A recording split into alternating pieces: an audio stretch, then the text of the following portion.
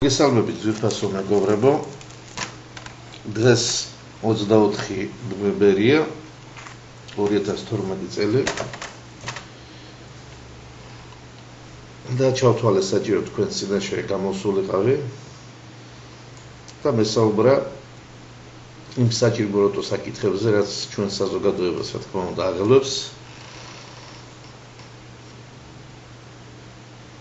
სტკივა და განიცდის ამ წლების განმავლობაში. მე მინდა რიგში რა თქმა უნდა მოგილოცოთ გიორგობის დღე. რა თქმა უნდა ზოგმა გიორგობა აღნიშნა ზოგმა ვარდების რევოლუცია. მაგრამ 9 წლის მერე პირველად ძალიან მოგზაურობთ აღინიშნა ეს რევოლუცია. თუ ამას რევოლუცია შეიძლება დაერქვეს, მე როგორც გითხარით, ადრეც მოგახსენეთ, რომ ძალიან ბევრ საკითხებზე არის სასაუბრო და ეს საუბარი უნდა გამართონ ქართულმა მეცნიერებმა და აკადემიკოსებმა და საზოგადო მოღვაწეებმა. ძალიან ბევრი ამის საქართველოში უნდა დაერქვას თავის სახელი, რაც სამწუხაროდ წლების განმავლობაში არ კეთდება. არც ერთი მხრიდან საერთოდ და თავი მოაქვს დიდ პატრიოტებად და დიდ ერისშვილებად და სამწუხაროდ ამ ანალიზს არ აკეთებენ. თუ როგორ განვითარდა მოვლენები საქართველოში საბჭოთა კავშირის დანგრევამდე, მის შემდეგ და დღემდე. მე მინდა ასევე აღვნიშნო ძალიან ისეთი არასასიამოვნო ფაქტი, რომელიც სიმართლე გითხრათ, ჩემთვის იყო ძალიან ცუდი ეს ფაქტი. ძალიან შემძრე ამ ფაქტმა, რომელიც გუშინ მოვისმინე ერთ-ერთი ქართველი ადამიანისგან, რომელიც უკვე ემიგრაციაში 25 წელი ცხოვრობს ჩეხეთში, პრაღაში ცხოვრობს და მან მოისმინა ჩემი ეს გამოსვლები, ვიდეო ჩართვები, YouTube-შიც მოისმინა და მოისმინა ობიექტივშიც, რომ მქონდა ჩართვები და სამწუხაროდ მოწერა ასეთი წერილი და ემეილით გამომიგზავნა, რომ შინაარსი იყო ასეთი, რომ ბატონო ელგუჯე მოგესალმებით. მე ვაკვირდები თქვენს გამოსვლებს და თქვენს გულის ტკივილს, რასაც თქვენ გამოთქვამთ YouTube-ის საშუალებითაც და ასევე ობიექტივითაც მოსმენელი მაქვს, მაგრამ სამწუხაროდ ამ ადამიანმა გადმოცა ასეთი რაღაცა, სამწუხაროდ საქართველოს არ ეშველება არაფერიო, წასულიო საქართველოს საქმეო და ძალიან შემძრე ამ ფაქტმა, სიმართლე გითხრათ, რომ რა მიიყვანა ახალგაზრდა ქართველი ადამიანი იმ მდგომარეობამდე, რომ ეთქვა ეს, რომ სამწუხაროდ საქართველო და ქართული საზოგადოება არის დაღუპული. და ნუ ახლა მე რა თქმა უნდა ვიძახდი 12 წლის წინათაც, რომ ქართული საზოგადოება დაავადებულია სენით და მას უნდა კურნალობა და უნდა უშუალოდ, ჩვენ უნდა უშუალოდ ამ სენს, ამის რისთვისაც მე ვილანძღებოდი. 1000 იარლიყებს მაწერდნენ, მაგრამ ისეთი იარლიყებთან დაკავშირებით კიდე დაუბრუნდებით ამ თემას. მაგრამ ახლა მე მინდა დავამთავრო უბრალოდ ამ ადამიანის გამონათქვამი და გულის ტკივილი. გამად ძალიან მათკინა, მე ნამდვილად გული. შემდეგში მე ჩავერთე Skype-ით ვისაუბრეთ მე და ამად პიროვნება, იმიტომ რომ ძალიან შემძრე ამ ფაქტმა და ვისაუბრეთ Skype-ით, თუ რატომ იყო გამოწვეული მისი ასეთი მდგომარეობამდე მისვლა. რამ გამოიწვიეს ეს ყველაფერი, სადაც ნახევარი საათი ვისაუბრეთ ჩვენ. მე ჩემის მხრივ რა თქმა უნდა და დავამშვიდე და უთხარი რომ არ შეიძლება ასეთი ფიქრი, ასეთი განწყობა არ შეიძლება, განწყობა უნდა იყოს ყოველთვის მებრძოლი, უნდა ვიყოთ ჩვენ ბრძოლის უნარიანები და უნდა შევეცადოთ, რომ სადაც ვიმყოფებით, რა ადგილსაც ვიმყოფებით, რა მდგომარეობაში ვართ, უნდა შევეცადოთ, რომ გამოვასწოროთ ეს მდგომარეობა და ვავაკეთოთ უკეთესი ჩვენი ხალხის და ჩვენი სამშობლოსთვის.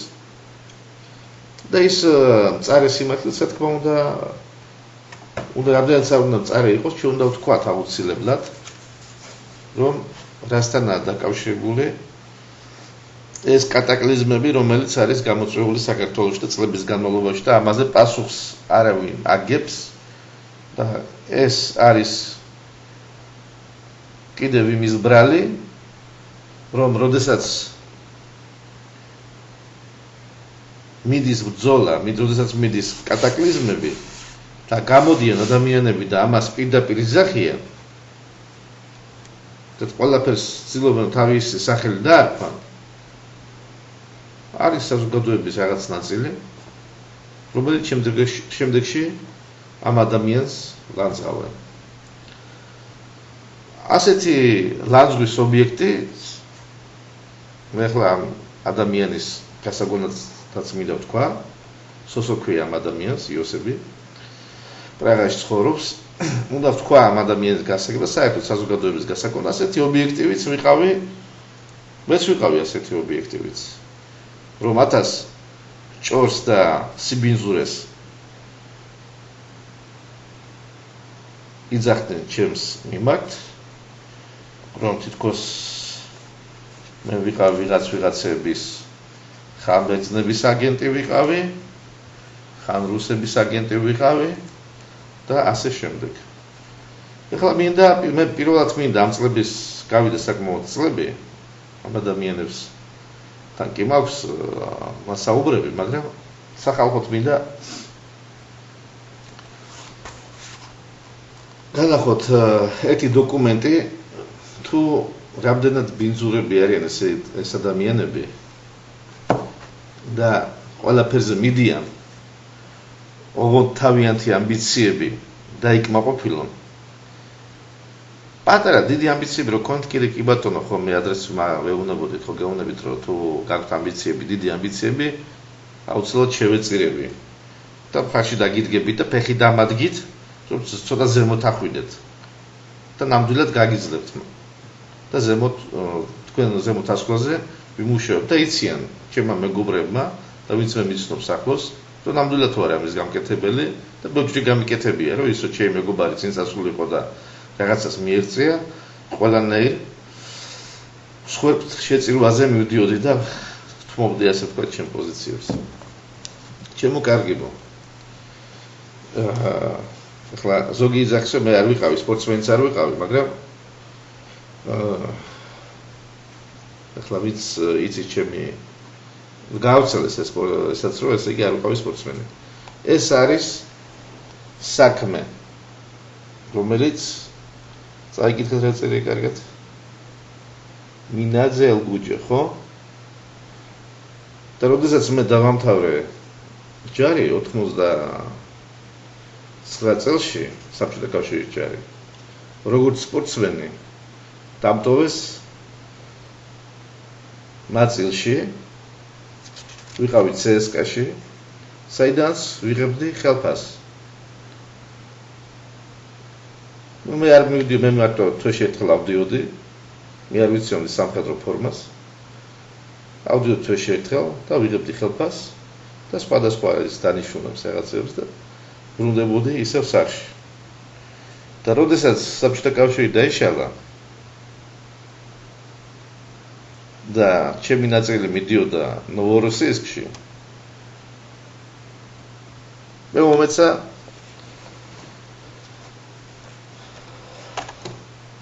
მომეცა ორი გზა, ასე ვთქვათ, სად წავსულიყავი და რა გამეკეთებინა. და 92 წლის ივნისში უნდა გავხდარიყავი უფროსი ლეიტენანტი. იმიტომ რომ უნივერსიტეტს ვამთავრებდი და 92 წლის ივნისში უნდა გავხდარიყავი ლეიტენანტი, მანამდე ვიყავი პრაპორშიკი. საბჭოთა ჯარის და შემდეგ რუსეთის ჯარის. მაგრამ მე 80 ის რომ საქართველოს რუსეთთან აწარმოებდა ასე ვთქვათ საინფორმაციო ომს ჯერ და შემდეგში კიდე იყო ესე ვთქვათ შეიარაღებული შეტაკებებიც იყო 92 წლის 3 აპრილს დავწერე განცხადება უწერე ჩანს ხო ეს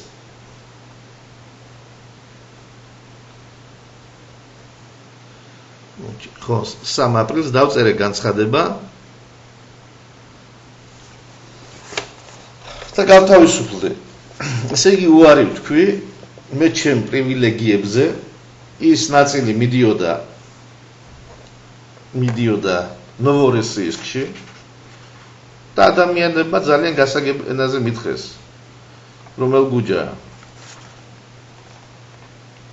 ჩამოდი ყოველ 6 თვეში ერთხელ და აიღე ხელფასი. და ხელფასი უფროსი ლეიტენანტის მაშინ 92 წლის საკმაოდ ბევრი იყო. და იცოდნენ რა რომ მე ვიყავი სპორტსმენი და მქონდა მოსკოვში ასე თუ ისე რაღაც კავშირები. ასეთი პატივი მცეს, მაგრამ მე უარი ვთქვი და აპრილში დავწერე 3 აპრილს დავწერე განცხადება და წამოვედი სამხედრო სამსახურიდან და ჩამოვედი უკვე ორი ვარიანტი იყო, ან და წავსულიყავი ვთქვათ მოსკოვში, გამეგზელებინა სხვა რაღაც სამსახურები, ან წამოსულიყავი საბერძნეთში. და ჩამოვედი საბერძნეთში 92 წელს და გავაგზავნე ჩემი მოღვაწეობა როგორც სპორტსმენი. ხო და რატომ ვიძახი ასეთ ამ ყველაფერს რატომ გეუბნებით? იმიტომ რომ თუ არ წარმოადგენთ ცოტა ძლიერი ადამიანი თუ არ ხარ და ცოტა სულიერად ძლიერი თუ არ ხარ, შეიძლება ჩვენმა თვითონ საზოგადოების რაღაც ნაწილი, რომლებიც არიან საკმაოდ ბევრი, რა თქმა უნდა ყველაზე არ შეიძლება ეს ითქვას, მაგრამ არიან მოიძებნებიან საკმაოდ ბევრი ვირეშმაკები და გარეწრები და უზნეო ადამიანები, რომლებიც ცდილობენ ასეთ მდგომარეობამდე მიგიყვანონ, რომ უარი გათქმევინონ საერთოდ ყველაფერზე, შენ სამშობლოზე, შენ ქართველობაზე და ასე აი უნდათ რომ დაგაბიჯონ, გაგანადგურონ. და შენ განადგურებულზე უკვე როცა გაგანადგურებენ, თვითონ წამოიწივნონ. და მე მგონი ასეთ მდგომარეობამდე მიიყვანეს ეს ჩვენი მეგობარი სოსოც, რომელიც პრაღაში ცხოვრობს და სულიერად მოეთყობოდა, რა თქმა უნდა, საუბარში რომ ეთყობა, რომ ძალიან განათლებულია, მაგრამ ყველაფერს განათლებასაც და ცოდნასაც აუცილებლად სჭირდება სული სიმტკიცეც. რომ ვერავინ ვერ მიგიყვანოს ასეთ მდგომარეობამდე. რომ უარი თქვა შენ სამშობლოზე და შენ ერზე. რა თქმა უნდა, მეც ხანდახან მომენტებში ისეთ მდგომარეობამდე მივყევა, რომ თითქოს რაღაცნაირად გინდა რომ ყველაფერს ხელი ჩაიქნიო და თქვა რომ არ მინდა და მე ადრეც ვეუბნებოდი სხვათა შორის ჩვენ ასე ვთქვათ ბჭყალებში პატრიოტებს. მათი გვარი დასახელებით ძალიან კარგადაა ცნობილი თესალონიკის და საბერძნეთის საზოგადოებისთვის და საქართველოშიც რა თქმა უნდა დიასპორის სამინისტროც იცნობს ამათ და საკონსულოც ძალიან კარგად იცნობს და ეს საკონსულოები და ეს დიასპორის სამინისტრო უფრო საკონსულო რა თქმა უნდა ხელს უწყობს ამ ადამიანებს ასეთ ადამიანებს უწყობს ხელს და მეუბნებოდი ამ ადამიანებს, რომ მე ყველანაირი პირობა მაქვს იმისა, რომ არ გავიხედო უკან საქართველოსკენ, არ ვიკართოლო და დავჭი ამ ქვეყანაში. მაგრამ 20 წლის განმავლობაში, რაც ვარ მე, ეს არ გამიკეთებია არასოდეს.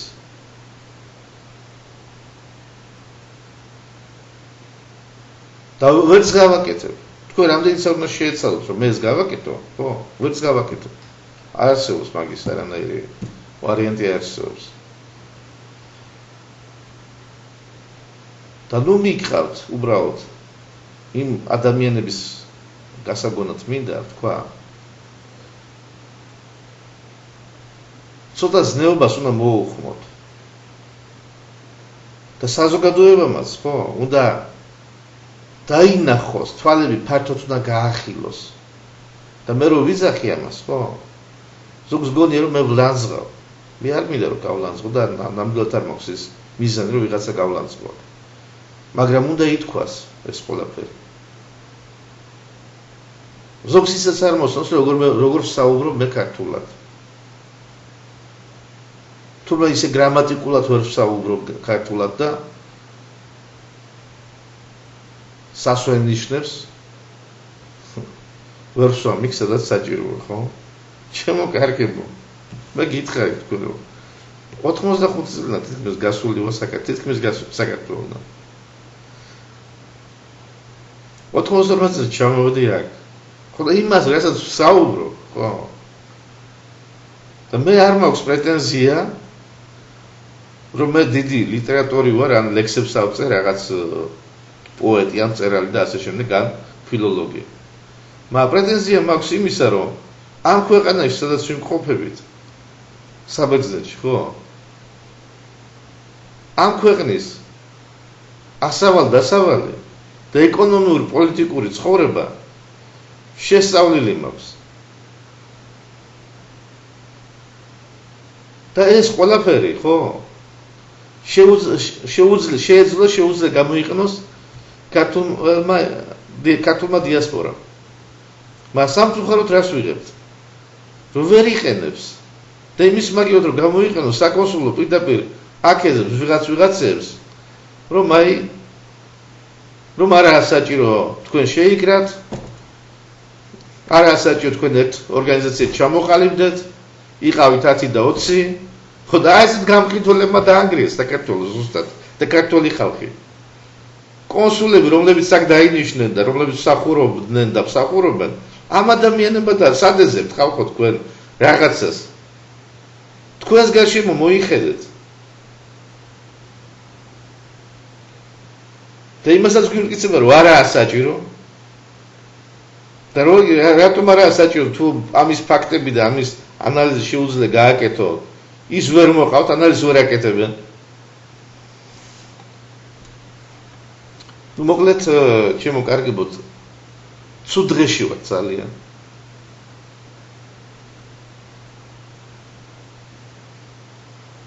საჭირო გამოსავლის პოვნა. და ეს გამოსავალი, თუ ვინმეს გონია, რომ ვიღაცა მოვადა ამ გამოსავალს მოგცემს ჩვენ, ხო? ძალიან ცდება. ისე როგორცა მე ადრეც ვიძახდი, რომ ჩვენ აქ ემიგრაციაში გვჭირდება ძლიერი ორგანიზაცია, რომ ჩვენ ერთმანეთი დავიცვათ და დაცულები ვიყოთ.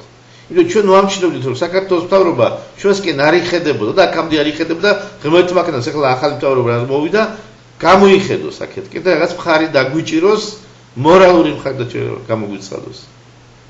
ღმერთმა ქნას. მაგრამ ჩვენ იმის იმედად, რომ ვიღაც მთავრობა მოვადა, ჩვენ ამას გამოგვიცხადებს და მხარში დაგვიდგება, ხო? ამის იმედად არ უნდა ვიყოთ. ემიგრაცია უნდა იყოს ძალიან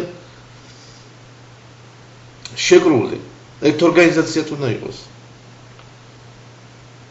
და საზოგადოება უნდა მიხვდეს იმას, რომ ცალკეული პირები, რომლებიც გამოდიან და ირქმევენ. გამსახურდიესი არ იყოს კონსტანტინე გამსახურდიესი, ყველა ნაბიჯვარს მეფობა უნდა, ხო?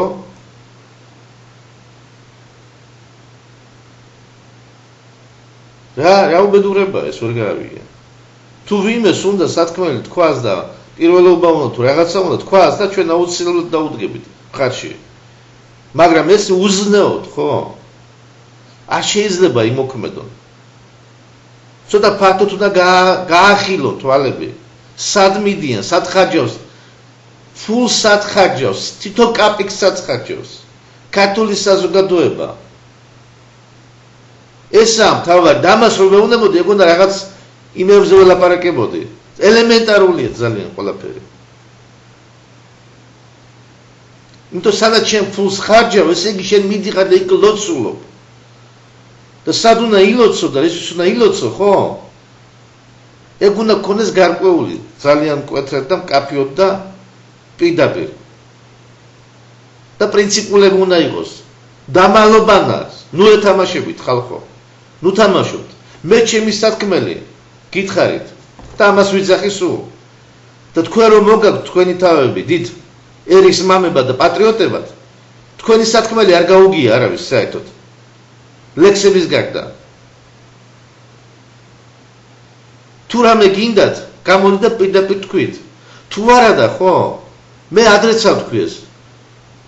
რომ დაჯიგით სახლებში და ხელს მაინც ნუ უშლით.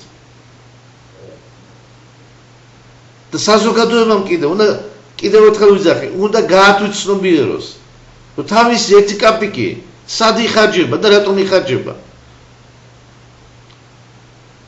და პასუხისმგებელი იყოს ყველაფერზე. და პასუხი მოსთხოვოს ასევე. მოკლედ ეს მინდოდა მე თქვა, ჩემო კარგებო რა თქმა უნდა ეს ჩემი გულის ტკივილი იყო ესე იგი ამ ბიჭმა რომელმაც ესე იგი ვესაუბრე და გულდაწყვეტილი იყო და ეს მინდოდა მე თქვა რაღაც საზოგადოებამ უნდა გაახლოს კიდევ ერთხელ ფართო თვალები და ძალიან სუფთად უნდა იმუშაოს. კარგად იხარით.